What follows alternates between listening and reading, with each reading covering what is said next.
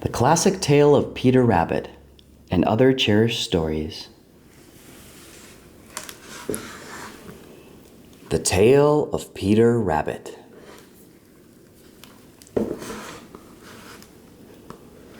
Once upon a time, there were 4 little rabbits, and their names were Flopsy, Mopsy, Cottontail, and Peter.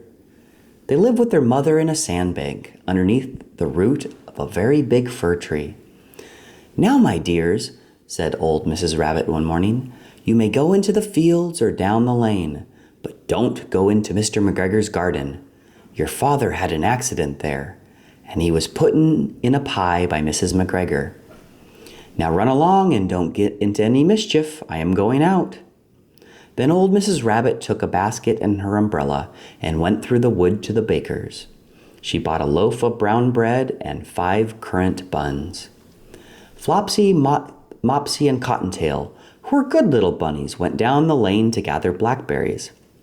But Peter, who was very naughty, ran straight away to Mr. McGregor's garden and squeezed under the gate. First he ate some lettuces and some French beans, then he ate some radishes, and then, feeling rather sick, he went to look for some parsley. But round the end of the cucumber frame, whom should he meet but Mr. McGregor?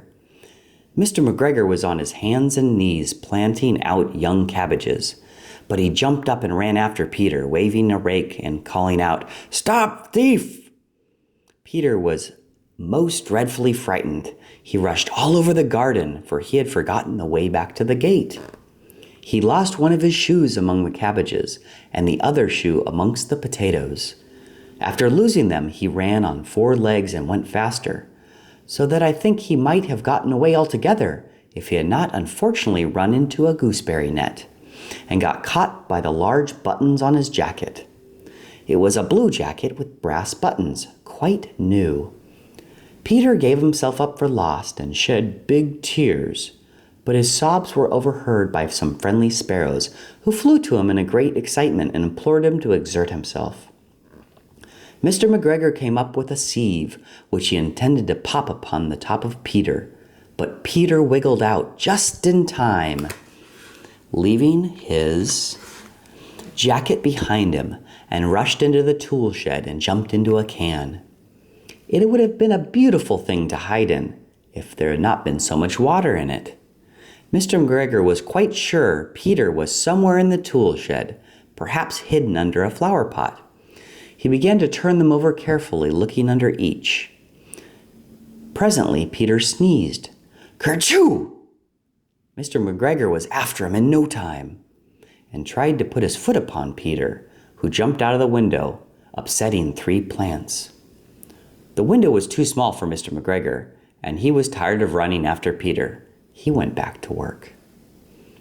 Peter sat down to rest. He was out of breath and trembling with fright, and he had not the least idea which way to go. Also, he was very damp with sitting in the can.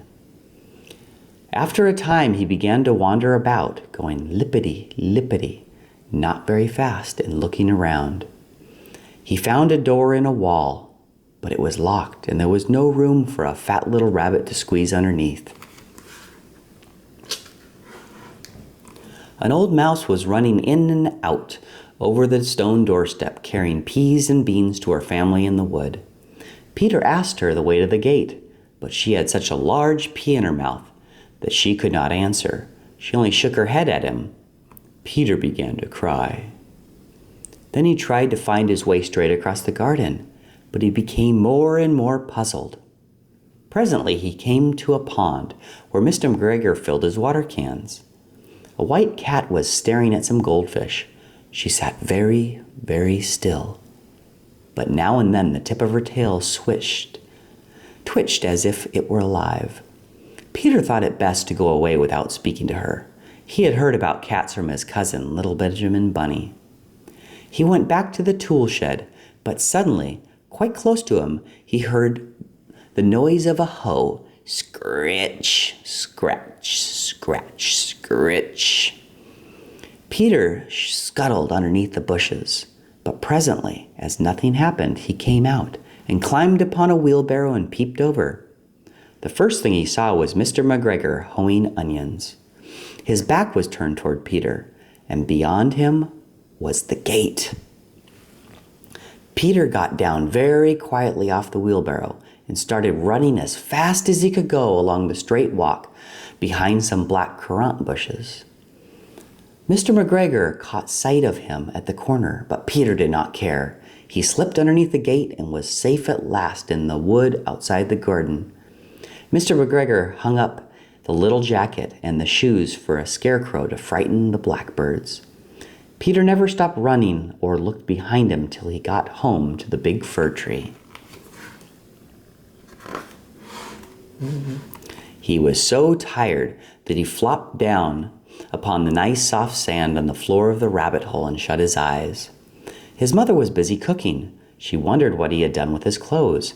It was the second little jacket and pair of shoes that Peter had lost in a fortnight. I am sorry to say that Peter was not very well during the evening. His mother put him to bed and made some chamomile tea, and she gave a dose of it to Peter. 1 tablespoonful to be taken at bedtime. But Flopsy, Mopsy, and Cottontail had bread and milk and blackberries for supper.